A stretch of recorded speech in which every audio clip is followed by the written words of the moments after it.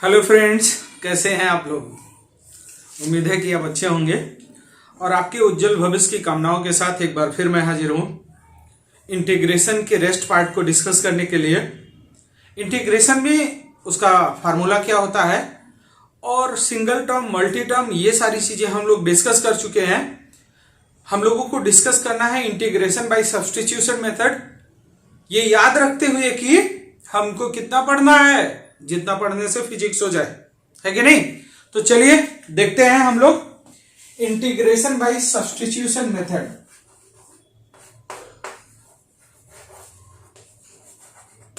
Integration by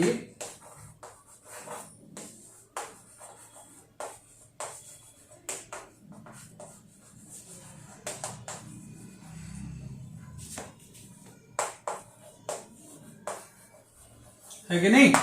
चलो भाई देख लेते हैं।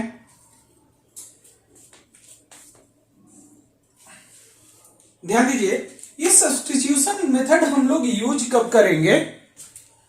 ये बिल्कुल वही यूज होगा जहां पर हम लोग चेन रूल लगाते थे, मतलब कंपोजिट फंक्शन में, है कि नहीं। यूज कैसे करेंगे आज हम लोग इसको सीखते हैं। मान लीजिए भाई कि आप जो है इंटीग्रेशन जानते हो किसका, cos x का, ये पता है ना। अभी पिछले लेक्चर में मैंने आपको बताया है क्या होता है, sin x प्लस c, है कि नहीं। अब यही कंपोजिट फंक्शन हो जाए, है ना, ये cos 4x प्लस 5 का इंटीग्रेशन आ जाए, अब प्रॉब्लम हो जाएगी आपको। क्यों?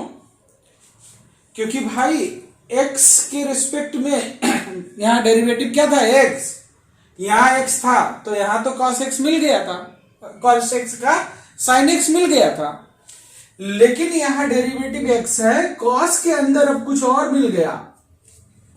ऐसे किसी भी क्वेश्चन को सॉल्व करने के लिए ही हम सब्स्टिट्यूशन मेथड यूज करते हैं, है कि नहीं। अब उसमें कुछ इंपॉर्टेंट पॉइंट है जो मैं आपको दिखाने की कोशिश करूंगा यहां पर। आइए देखते हैं कि क्या है। आइए इसी को सीखते हैं कि क्या होगा। हमने कहा मान लीजिए हमारे पास फंक्शन है cos 4x प्लस 5 और इसी को इंटीग्रेट करना है ऐसे। सबसे पहले प्रॉब्लम क्या क्रिएट किया, ये 4x प्लस 5। तो जैसे चेन रूल में हम लोग क्या करते थे, जो फंक्शन होता था, फंक्शन इनसाइड फंक्शन, उसको कोई नया वेरिएबल एज्यूम कर लेते थे और सिंगल टर्म का वेरिएबल। तो यहां पर इसको अगर हम लोग एज्यूम कर लें, let 4x plus 5 equal to t। चलो भाई कर लेते हैं। इसका मतलब ये इंटीग्रेशन किसमें कन्वर्ट हो गया भाई, ये इंटीग्रेशन कन्वर्ट हो गया cos 4x प्लस 5, ये t हमने मान लिया और यहां पर हो गया dx। अरे भाई ये तो और भी प्रॉब्लम आ गई। क्या? अरे भाई हमने आपको बताया है कि किसी फंक्शन f(x) का इंटीग्रेशन तभी हो सकता है जब उसके साथ dx हो और इंटीग्रेशन का साइन हो। ये x का फंक्शन था तो इसके साथ dx का होना जरूरी है। यहां तो अब ये तो t का फंक्शन हो गया और यहां ये x है dx, इसका मतलब अब तो और प्रॉब्लम में फंस गए। अब इससे भी बचना होगा। तो सब्स्टिट्यूशन में पहला इंपॉर्टेंट पॉइंट क्या, कि जैसे ही आप सब्स्टिट्यूशन यूज करोगे, वो फंक्शन x का रहा होगा तो बदल के कुछ और का हो जाएगा। अगर आपने नया वेरिएबल t माना है तो t का हो गया, थीटा का हो गया, कुछ भी जो भी पुट करोगे जिस वो फंक्शन बदल जाएगा। और फंक्शन बदल जाए तो ये डेरिवेटिव dx जो है इसको भी बदलने की जरूरत आ जाती है। तो हम इसको भी बदलेंगे, इसका मतलब अभी इसको नहीं लिखेंगे। क्यों नहीं लिखेंगे ये तो समझ में आ गया होगा। अब हम क्या करेंगे, किसी तरह dx भी ढूंढेंगे कि ये dt के टर्म में आ जाए, है कि नहीं। चलो भाई, उसके लिए क्या कीजिए, जो आपने एज्यूम किया है उसी को डिफरेंशिएट कर दीजिए, है ना। क्या कीजिए,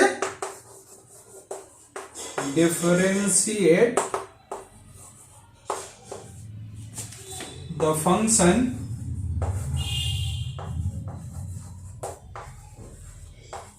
डिफरेंशिएशन हमेशा किसी के रिस्पेक्ट में किया जाता है, तो विद रेस्पेक्ट टू, मर्जी आपकी है यार, x के रिस्पेक्ट में करो या t के रिस्पेक्ट में, है ना। तो मान लेते हैं हम लोग x के रिस्पेक्ट में। मैं किसको प्रीफर करूंगा, जो बड़ा सा फंक्शन जिसका दिखे उसके रिस्पेक्ट में कर दो। अच्छा, इसके रिस्पेक्ट में करने का मतलब क्या हुआ यार, इसके रिस्पेक्ट में करने का मतलब कि डी बाई डी एक्स चिपका दो दोनों तरफ, है कि नहीं। तो ये d by d x of 4x plus 5 equal to क्या हो जाएगा, d by d x of t, है कि नहीं। अरे भाई, इसका डिफरेंशिएशन इससे बहुत बड़े बड़े डिफरेंशिएशन कर चुके हैं हम, है कि नहीं। अगर नहीं आता तो आप उस वीडियो को देखिए। इसका डिफरेंशिएशन क्या हो जाएगा, ये 4 बाहर आ जाएगा, x का डिफरेंशिएशन 1 और इस 5 का 0 हो जाएगा, तो इसका डिफरेंशिएशन तो 4 हो जाएगा और ये हो गया dt बाई डी एक्स। इसका मतलब ये हुआ कि dx जहां आपको दिख रहा था उसको भी आप dt बाई 4 लिख सकते हो, है कि नहीं। तो सब्स्टिट्यूशन में जल्दीबाजी नहीं भाई, पहले तो जो प्रॉब्लम क्रिएट कर रहा था उसको एक सिंगल वैल्यू मान लिया t, लेकिन जैसे ही उसको पुट करेंगे या फंक्शन x के बजाय t का हो जाएगा, तो उसे इंटीग्रेट आप कब कर पाओगे, जब उसके साथ dx के बजाय dt होगा। तो इसको रिप्लेस करते ही इसका डेरिवेटिव भी रिप्लेस करना पड़ेगा, तभी आप कुछ कर पाओगे, अदरवाइज नहीं, है कि नहीं। तो चलो भाई, अब हमारा ये इंटीग्रेशन कैसे बदल गया, मतलब हम लोगों ने ये लिखा अगर, तो अब ये इंटीग्रेशन अब क्या हो जाएगा, इंटीग्रेशन ऑफ कॉस, और इसको आपने t एज्यूम कर लिया और dx आ गया है dt बाई 4। अरे भाई, पता चल गया, हमने बताया है कि इंटीग्रेशन हो या डिफरेंशिएशन, जब भी कोई कांस्टेंट मल्टीप्लाई हो या डिवाइड हो उसको बाहर निकाल देते हैं। तो ये हो गया 1/4 integration of cos T dt। अरे भाई, अगर cos x का इंटीग्रेशन sin x होता है तो cos t का क्या होगा, sin t होगा। इसका मतलब ये क्या हो गया, 1/4 sin t प्लस c। और मैंने आपको बता रखा है कि इसके बाद क्या करना होता है भाई, ये जो एज्यूम्ड वेरिएबल हैं ये आपके अपने घर से आए हैं, इनको आंसर में नहीं बताना है। तो क्या करना होगा, आंसर में t की वैल्यू पुट करके तब बताएंगे। इसका मतलब ये हुआ कि आंसर हो गया 1/4 sign 4t plus 5 plus c, है ना मजेदार। तो सब्स्टिट्यूशन मेथड में इस बात को ध्यान देंगे हम, है कि नहीं। चलिए कुछ क्वेश्चन और कर लेते हैं, फिर हम लोग इसमें कुछ देखते हैं। अच्छा, अगर समझ में आया है तो मैं चाहूंगा अगला क्वेश्चन आप ही कर डालिए, है कि नहीं। चलिए भाई, हमने कहा भाई ये जो है 5x plus 7 to the power 3, इसका इंटीग्रेशन कर दीजिए जल्दी से। तो क्या आएगा, चलिए जल्दी से इंटीग्रेट कीजिए।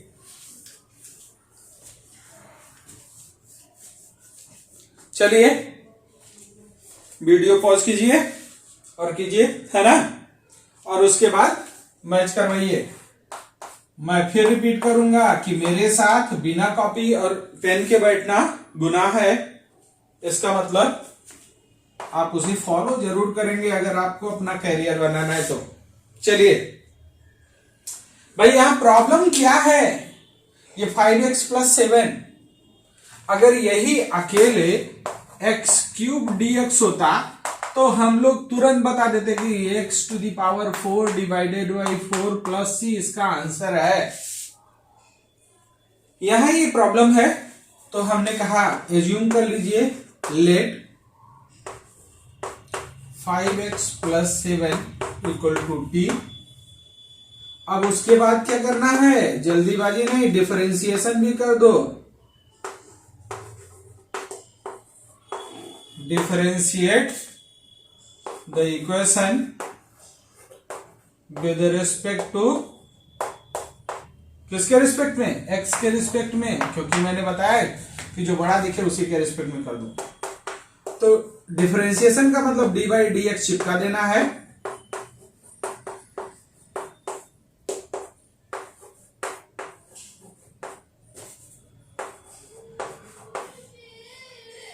इसका डिफरेंशिएशन आप जानते हैं 5 होता है, ये होता है dt बाई dx।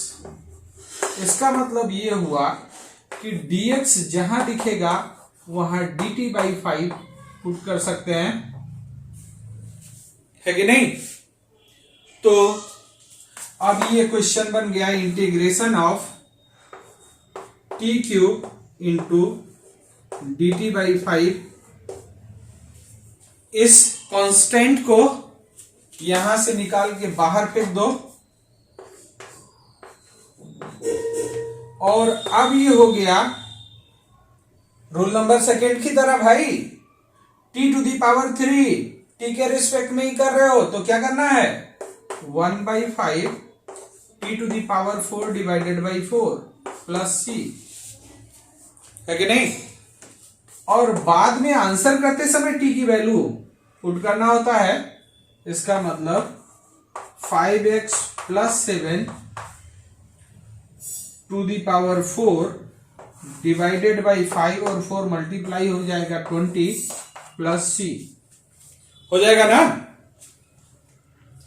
ध्यान दीजिए, अभी तक हम लोगों ने 2 क्वेश्चन देखा और दोनों में एक खास बात है कि जो x है, जैसे cos x का जानते थे हम लोग, sin x होता है, तो इस x को हमने रिप्लेस किया था एक linear function ax plus b से।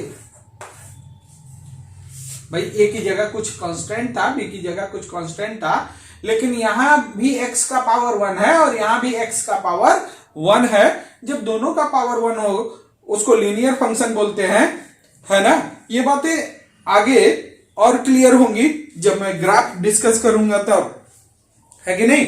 तो बिल्कुल इस बात को ध्यान दीजिए कि पिछले क्वेश्चन में लीनियर फंक्शन ही था और इस वाले क्वेश्चन में भी भाई ये x वाला तो जानते हैं हम लोग, बस x की जगह क्या आ गया? Linear function 5x plus 7। Answer अगर मैच करवाया जाए तो क्या आया? यहां भी x टू दी पावर 4 आया था, यहां आंसर में इसका पूरे का पावर 4 आया, यहां डिवाइडेड बाई 4 था, बस यहां डिवाइडेड बाई 4 है लेकिन 5 से भी डिवाइड हो गया, है कि नहीं? मतलब एक लॉजिक निकाला जा सकता है कि अगर इंटीग्रेशन में कहीं x को किससे रिप्लेस किया जाए? लीनियर फंक्शन से, है ना? तो उसका इंटीग्रेशन बहुत आसानी से दिया जा सकता है, इतना करने की भी जरूरत नहीं पड़ेगी। जैसे बहुत इंपॉर्टेंट पॉइंट बता रहा हूं मैं, ठीक है? कई बार आप फंसे पड़े रहते हैं इसी में, और खासकर नीट वाले तो बिल्कुल इसको रट लेंगे, है कि नहीं? क्या? If integration of f x d x equal to g x plus c, है ना। Then integration of f a x plus b d x, ये कुछ और नहीं होगा, ये भी वैसा ही होगा, बस x की जगह यहां x था, यहां ax प्लस बी की जगह ax प्लस बी होगा, है ना। और जो ये x का कोफिशिएंट है a, उसी से डिवाइड भी हो जाएगा 1/a प्लस सी। अब मैं कहूंगा कि जो मेडिकल के स्टूडेंट हैं वो इसको रट सकते हैं, ठीक है। जैसे पिछला क्वेश्चन क्या दिया था यार, मुझे याद नहीं है, ठीक है। हमने दिया था, मान लो cos 4x प्लस 5 ऐसे कुछ था शायद, dx। आप पूरे को मत देखो, आप इतना तो जानते हो ना कि integration of cos x dx ये sin x प्लस सी होता है। तो यहां x की जगह पर हमने 4x प्लस 5 रख दिया था, तो आप भी बोल दो कि सर यहीं से चोरी कर लेंगे, साइन के अंदर 4x प्लस 5 आ जाएगा, लेकिन x का कोफिशिएंट यहां क्या है 4, तो 1/4 से डिवाइड भी हो जाएगा और प्लस सी, यही आंसर हो जाएगा। सर हम लोग इतना मेहनत नहीं करेंगे कि क्या हुआ, लेकिन मैं फिर रिपीट करूंगा, ये कब लगाएंगे, when x replaced by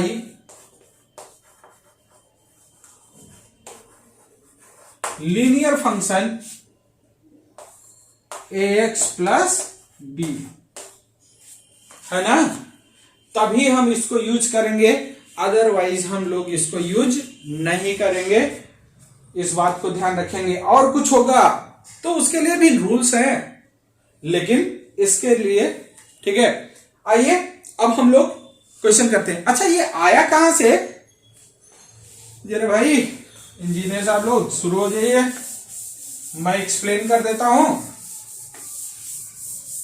कि आया ये कहां से। हमने कहा कि हम लोग जानते हैं कि integration of f x d x equal to g x plus c, ये क्या उसने कहा है कि ये हम जानते हैं। Then integration of f a x plus b d x क्या होगा, ये बता दो, है कि नहीं। चलो बता देता हूं मैं। हमने कहा प्रॉब्लम कौन क्रिएट कर रहा है भाई, ये ए एक्स प्लस बी, तो मान लेते हैं let a x plus b equal to t, है कि नहीं। अब क्या करेंगे, उसके बाद जैसे इसको पुट करेंगे टाइम का फंक्शन टी का फंक्शन हो जाएगा, और यहां डीएक्स रहेगा तो इंटीग्रेट ही नहीं हो पाएगा, मतलब डिफरेंशिएट कर देंगे। तो अब मैं उसे लिख नहीं रहा हूं, आप समझ सकते हैं भावनाओं को।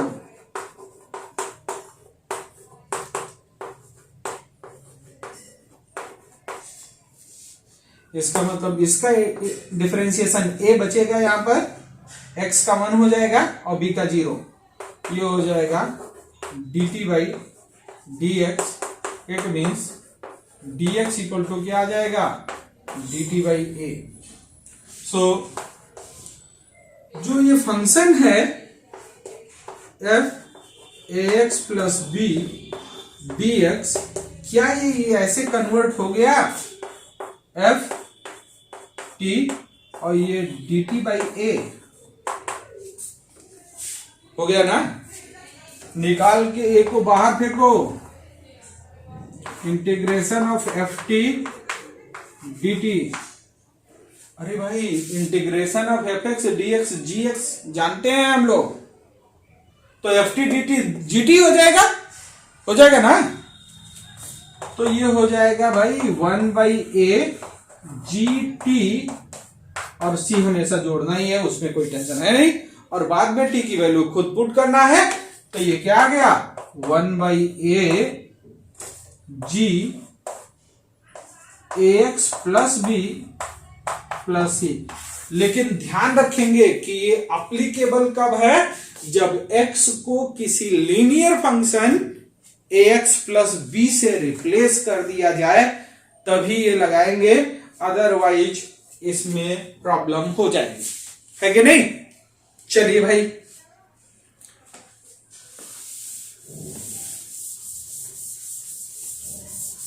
अब एक क्वेश्चन आप लोग करेंगे क्या, अगर हो जाए तो देख लीजिए, है कि नहीं। क्या कर दूं, इंटीग्रेशन ऑफ 1/2 माइनस 3x है ना dx। चलो कितना आएगा जल्दी से बता दो, कीजिए वीडियो पॉज और हो जाइए शुरू, है ना, और फिर मैच कराइए। चलिए मैं बताता हूं, मैच करवाइए अपना आंसर। भाई यहां प्रॉब्लम कौन क्रिएट कर रहा है, अगर ये 1/x होता तो हमको पता है कि log x इसका इंटीग्रेशन आता है, x के बजाय एक लीनियर फंक्शन ही तो है, तो मैं तो इसका आंसर डायरेक्ट लिख सकता हूं। क्या होगा, log 2 माइनस 3x और x का कोफिशियंट -1/3 प्लस सी, यही आंसर होगा इसका। क्यों, x को एक लीनियर फंक्शन 2 माइनस 3x है कि नहीं, इससे रिप्लेस किया गया है। अब देख लेते हैं कि आता है यही कि नहीं आता है ना। चलो भाई हमने कहा let 2 minus 3x equal to टी, तो dy dx of 2 minus 3x equal to dt by dx, इसका डिफरेंशिएशन 0, इसका -3 equal to dt by dx। इसका मतलब ये हो गया कि dx इक्वल टू क्या आ गया, dt बाई -3। अब ये इंटीग्रेशन बदल गया 1/t इंटू dt बाई -3, ये -1/3 बाहर, इंटीग्रेशन ऑफ 1/t dt, है कि नहीं। और ये तो log t होता है यार, जानते हैं, -1/3 log t प्लस c, और बाद में c की वैल्यू पुट कर देंगे 2 माइनस 3x प्लस c, हो गया ना। तो बिल्कुल ऐसे फंक्शन में कोई प्रॉब्लम आपको होनी नहीं चाहिए, ठीक है। इस पर प्रैक्टिस की जरूरत जरूर पड़ सकती है, ठीक है। और मैंने जहां तक क्वेश्चन करवाया इससे ज्यादा जानने की जरूरत है नहीं। चलिए ये तो सब्स्टिट्यूशन का टाइप 1 हो गया। सब्स्टिट्यूशन में हम लोगों को 2-3 टाइप देख लेना है जिससे हमारा काम चल जाए, है कि नहीं। सेकंड है type second,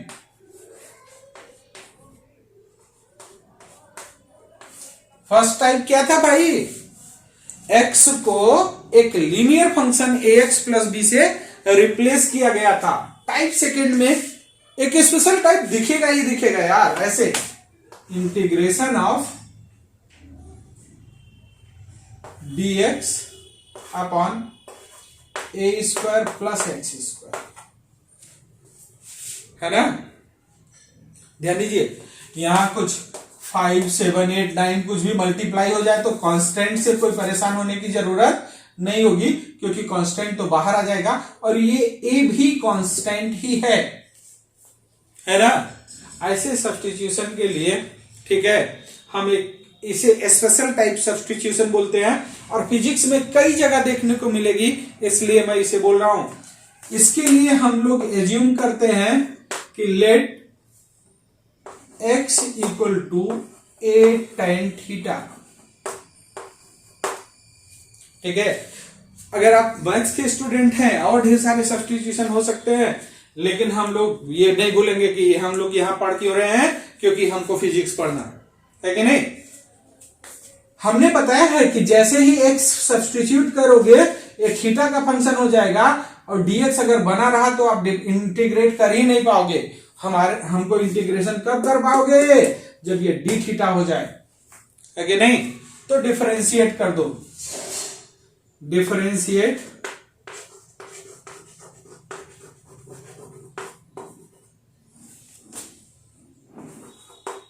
with respect to theta, मतलब डी बाई डी थीटा चिपका देना है दोनों तरफ।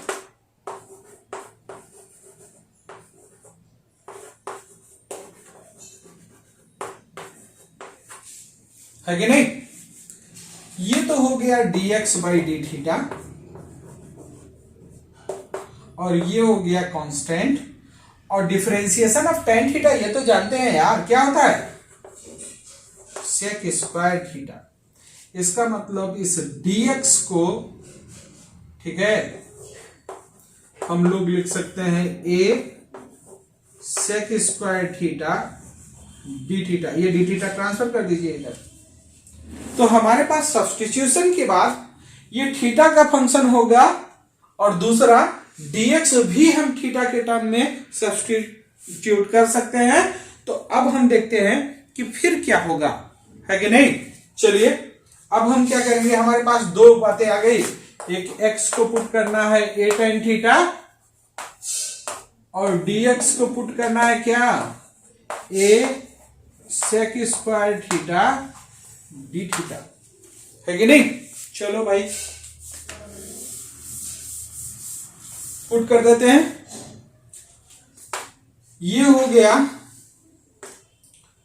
a sec square theta d theta upon a square plus, इसका स्क्वायर करोगे तो ये a square tan square theta होगा, बिल्कुल।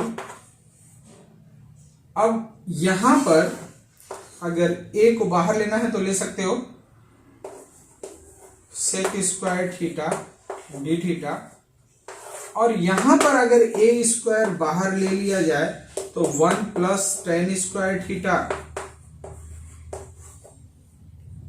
भाई ये क्या होता है ये जानते हैं आप, इस a से ये स्क्वायर कैंसिल हो जाएगा, ये बचा क्या, sec square theta d theta,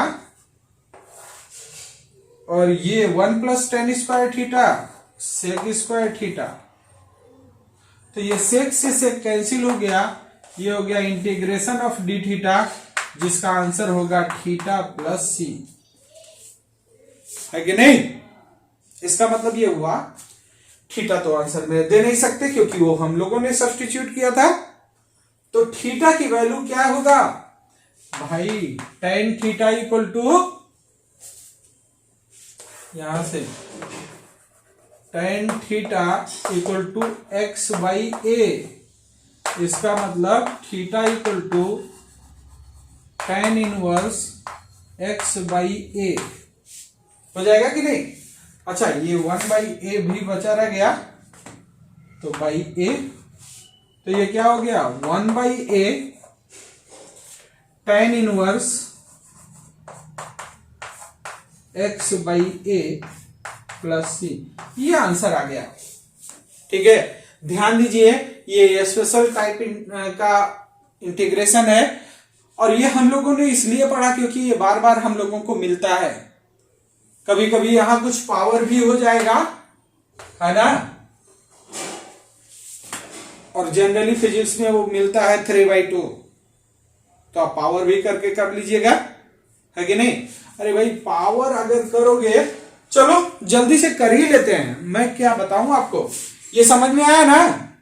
समझ में आया अगर तो क्या करेंगे आप, वीडियो को पॉज करेंगे और अगला क्वेश्चन सॉल्व करेंगे। चलिए, क्या मिलता है फिजिक्स में, मैं उसी को दिखा देता हूं। कहेगा ये dx है और यहां पर कुछ होगा, मान लेते हैं a स्क्वायर ही रहने दो प्लस एक्स स्क्वायर, और यहां पर पावर 3/2 मिल जाएगा, है ना? चलिए जल्दी से सॉल्व कर दीजिए इसको, ठीक है?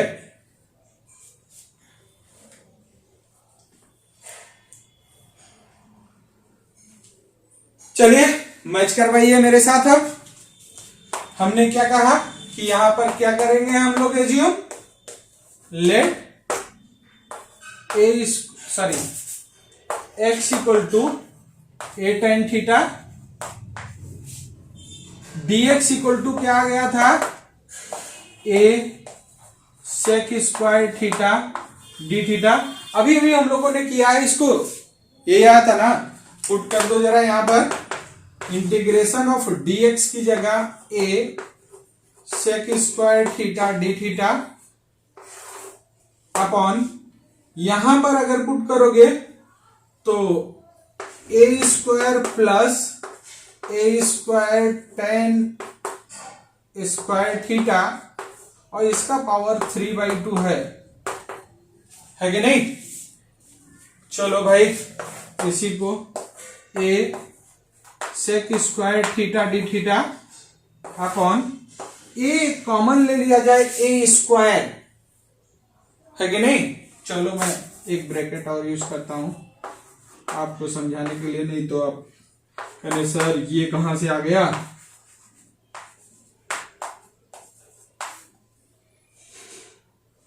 पावर 3/2 ऐसे हो जाएगा। अब जरा उसको सिंप्लीफाई कीजिए, ये न्यूमरेटर में a sec स्क्वायर थीटा ही रह गया। अगर इसको a स्क्वायर को बाहर लेते हैं तो ये बाहर आएगा, लेकिन ये पूरे पर पावर है तो इस पर पावर 3/2 भी तो आएगा। ये 2 कैंसिल, ये क्या हो जाएगा, a क्यूब, और 1 plus tan square sec square, तो सेक स्क्वायर थीटा पर भी पावर 3/2 होगा, तो 2 कैंसिल, ये सेक क्यूब हो जाएगा। हो जाएगा या नहीं? कैसे? यहां भाई स्क्वायर है और पूरे पर पावर 3/2 है, तो जब ओपन करेंगे 3/2 इसके ऊपर भी आएगा, 3/2 इसके ऊपर भी आएगा, है कि नहीं? और ये 2 और 3/2 मल्टीप्लाई होकर 3 बचेगा। चलो a से इसको कैंसिल कर दीजिए तो ये स्क्वायर हो जाएगा, और ये सेक स्क्वायर क्यूब कैंसिल हो जाएगा, 1/sec हो जाएगा। इसका मतलब ये अब आपके लिए बच गया integration of d theta divided by a square sec theta. अरे भाई ये 1/sec थीटा कॉस थीटा होता है यार, ये 1/a स्क्वायर बाहर निकाल दो, और 1/sec ये कॉस होता है कि नहीं, कॉस थीटा डी थीटा, है कि नहीं? तो ये कॉस थीटा का integration 1/a square sine theta plus c हो गया ना? कोई दिक्कत? यहां से एक और मजेदार बात निकल कर आई, पूरी फिजिक्स में कम से कम 20 बार पूछा जाएगा, या क्वेश्चन लगाओगे तो आप जितना प्रैक्टिस करोगे उतनी ज्यादा बार, ये सैकड़ों बार हो सकता है कि जब भी हमको आंसर तो थीटा के टर्म में देना नहीं है, हमको आंसर किस में देना है, एक्स में, थीटा हटाना पड़ेगा भाई। तो यहां से तो हमको tan थीटा पता था, सेक थीटा पता नहीं है, तो मैं इसको ऊपर मिटा रहा हूं। आंसर क्या होगा ये देखते हैं। हमारा आंसर अभी तक जो आया वो आया 1/a square sine theta plus c, और थीटा के टर्म में आंसर देना नहीं है। हम लोग एक चीज जानते हैं, क्या? ध्यान दीजिए भाई, ये बहुत इंपॉर्टेंट पॉइंट मैं बता रहा हूं, पूरी फिजिक्स में बहुत बार पूछा जाएगा और क्वेश्चन में तो पूछो ही मत कि tan थीटा की वैल्यू क्या है, x/a। अरे भाई, अगर कोई एक ट्रिग्नोमेट्रिक रेशियो आपको पता हो जाए, इसका मतलब बाकी कोई भी ट्रिग्नोमेट्रिक रेशियो निकाला जा सकता है। ये आपने हाई स्कूल में पढ़ा होगा, अगर ठीक याद है तो ठीक है, नहीं तो देख लीजिए।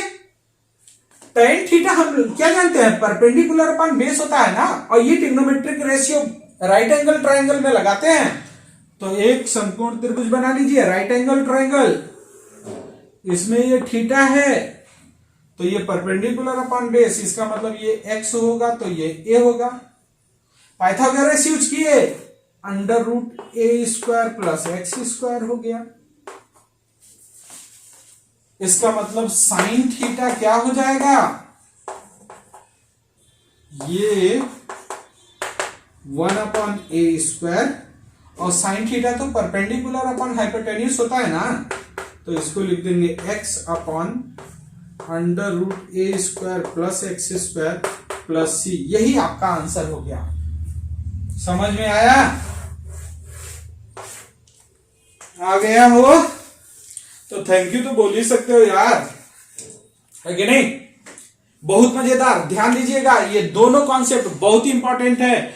ये कितनी बार आ सकता है आप कल्पना नहीं कर सकते हो, कि जब कोई एक ट्रिग्नोमेट्रिक रेशियो पता है तो बाकी दूसरा ऐसे पता किया जा सकता है।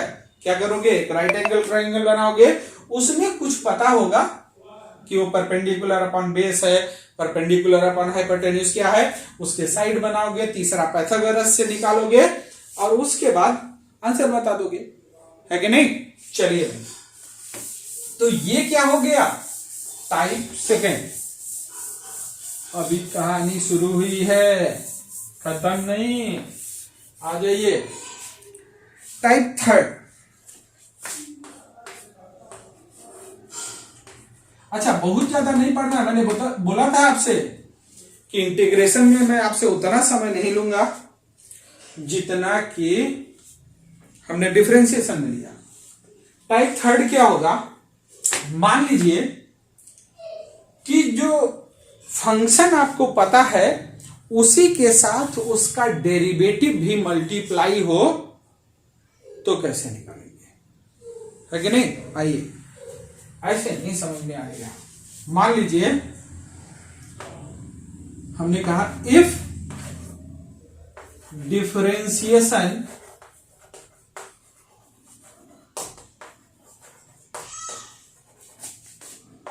ऑफ डिनोमिनेटर is present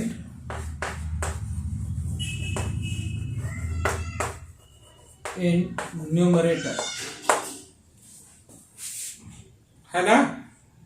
अगर डिनोमिनेटर का डिफरेंशिएशन न्यूमरेटर में मौजूद हो तो डिनोमिनेटर को हम लोग t एज्यूम कर सकते हैं, है ना?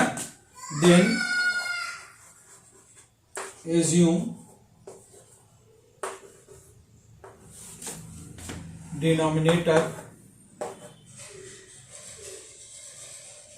इक्वल टू t, है ना? मतलब कोई सिंगल वेरिएबल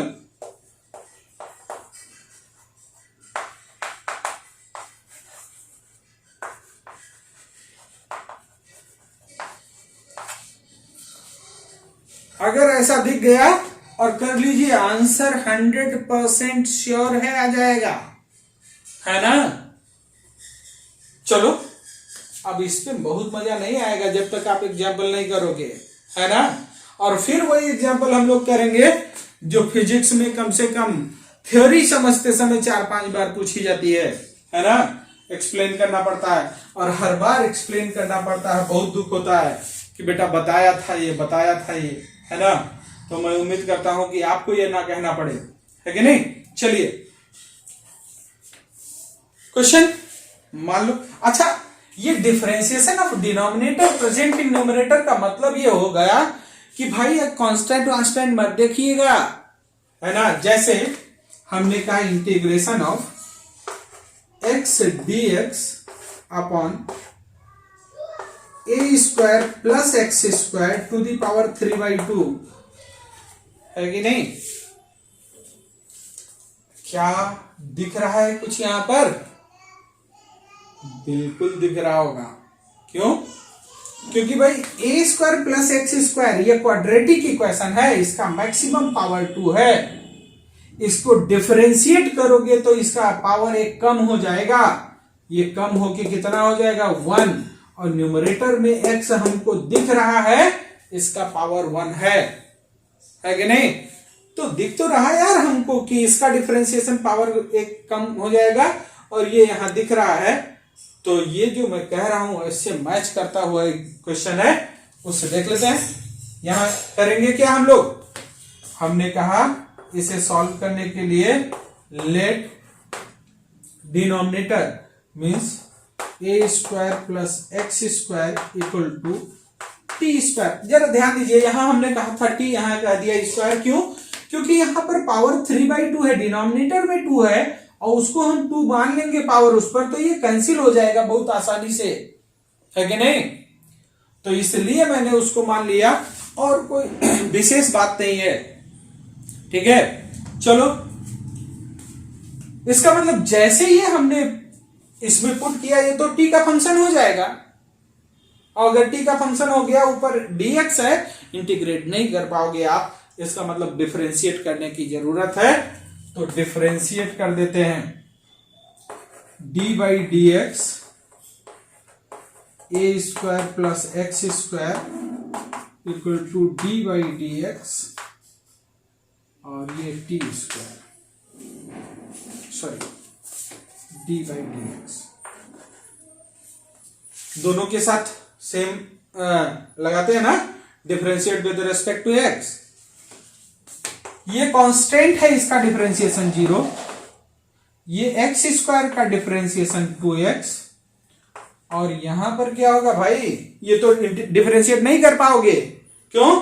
क्योंकि डिफरेंशिएट कर रहे हो एक्स के रिस्पेक्ट में, पावर है टी का। चेन रूल तो लगा सकते हैं,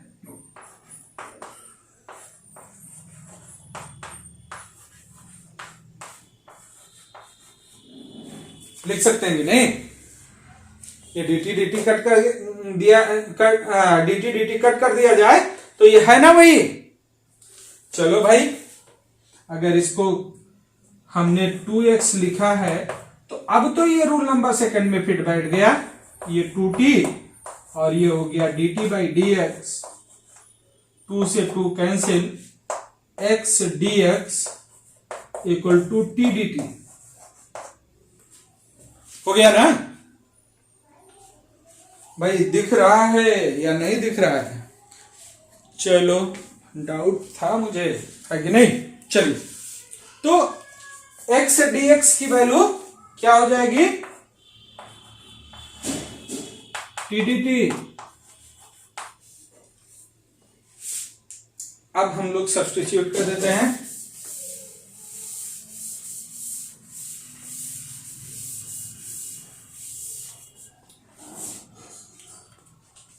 अब जो है यहां सब्स्टिट्यूट करते हैं, तो क्या हो जाएगा? ये फंक्शन x dx क्या बन जाएगा? t dt, और इसको टी स्क्वायर, और पूरे पर पावर 3/2 है, तो ये 2 कैंसिल, टी क्यूब हो जाएगा। इस t से ये कैंसिल होके 1/t² dt हो जाएगा, और डिनोमिनेटर में है, इसको न्यूमरेटर में शिफ्ट कर दीजिए, t to the power -2 dt, है कि नहीं? ये क्या हो जाएगा? ये t to the power -2 + 1 divided by -2 + 1 + c। तो ये क्या हो गया? t टू द पावर -1 और -1, तो -1/t + c, ये आपका आंसर हो गया। लेकिन आंसर तो हम लोग भाई उसके टर्म में, t के टर्म में दे नहीं सकते, तो यहां से t की वैल्यू निकाल लो ना भाई। t की वैल्यू क्या है यहां से? √a² + x², तो पुट कर देंगे, और ये हो जाएगा minus 1/√a² plus x² plus c। हो गया ना? तो ये आपका आंसर हो गया। कब? जब डिनोमिनेटर का डिफरेंशिएशन न्यूमरेटर में मौजूद हो, है ना? कर सकते हैं आप लोग? चलो एक क्वेश्चन मैं देता हूं, बहुत छोटा सा क्वेश्चन है यार।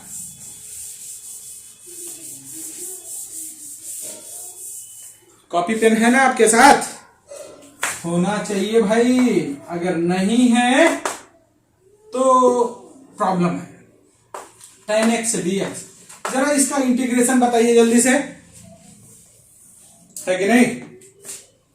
वीडियो पॉज कीजिए और सॉल्व कीजिए, फिर मेरे से आंसर मैच करवाइए। चलिए मैं सॉल्व करता हूं। अरे भाई ये देखिए, इस tan x को क्या sin x upon cos x लिख सकता हूं मैं, और cos x का डिफरेंशिएशन sin x जानते भी तो हैं। तो हम लोग क्या करेंगे, let cos x equal to t। इसका मतलब ये हुआ कि इसको अगर डिफरेंशिएट कर दिया जाए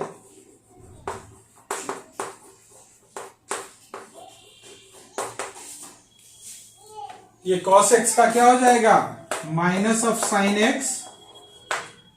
equal to dt by dx। तो ये dx की वैल्यू माइनस, या dx क्यों यार, ऐसे लिखो कि sin x dx equal to minus of dt लिख सकते हैं, है कि नहीं? अब ये इंटीग्रेशन बन गया, integration of sin x dx को तो हमने क्या कहा, माइनस ऑफ dt लिख सकते हैं, और cos x को t एज्यूम किया ही था।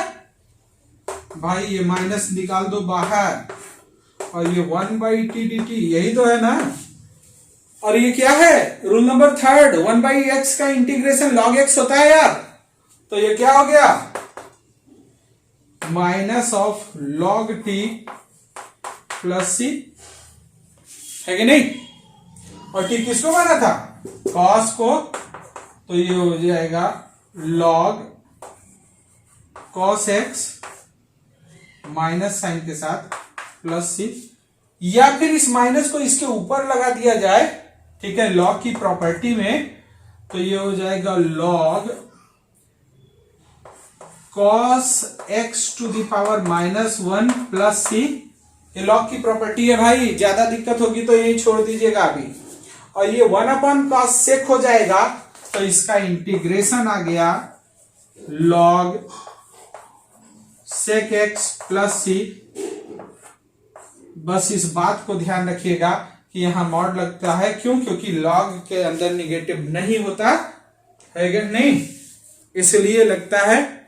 और अगर अभी उसको नहीं जानते तो छोड़ दीजिए, log देखूंगा मैं, है कि नहीं? यहां तक समझ में आया ना? तो मुझे लगता है कि इंटीग्रेशन जो है पूरी फिजिक्स, है ना, पूरी मतलब आप ये कह सकते हो कि 98%, है ना, यहां से सॉल्व हो जाएगा। इसके बाद और भी सीखने की जरूरत नहीं है। अब हम लोग इंटीग्रेशन का वो सेक्शन सीखेंगे जिसके लिए पढ़ा हम लोगों ने डेफिनिट इंटीग्रेशन। लेकिन मैं समझता हूं कि अगर मैं कंटिन्यू करता हूं तो वीडियो लंबा हो जाएगा, है ना, और मैं आपको बोर नहीं करना चाहता, एनर्जी मेंटेन होनी चाहिए। तो फिर डेफिनेट इंटीग्रेशन के लिए मिलते हैं नेक्स्ट टाइम पे। तब तक के लिए नमस्कार, और आपके वैल्यूएबल कमेंट हमारी अपेक्षाएं हैं। चलिए, धन्यवाद।